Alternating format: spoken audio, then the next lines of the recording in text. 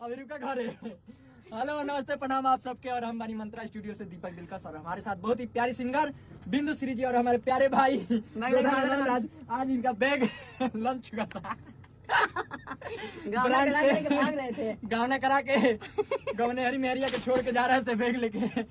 तो चलिए आप सब बताइए कैसा लगा। साड़ी खरीदना भूल गए थे तो जिनसे पैंट पे जा रहे हैं। आप सब बताइए कैसा लगा वीडियो हम लोग का और कैसा लगा गाना। सो आप सबके मनोरंजन के लिए हम लोग बनाते हैं। प्यारे भाई हमारा इतना बढ़िया अभिनय करता है और हम सब मिलके एक अच्छा चीज बनाते हैं आप सबके मनोरंजन के लिए ही, सुनने के लिए ही।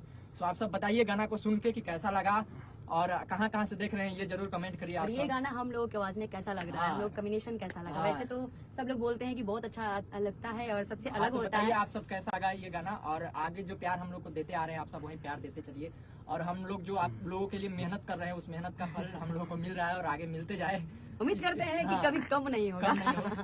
चलिए चलते हैं, फिर मिलते हैं दूसरे वीडियो में। तब तक के लिए नमस्ते, बाय।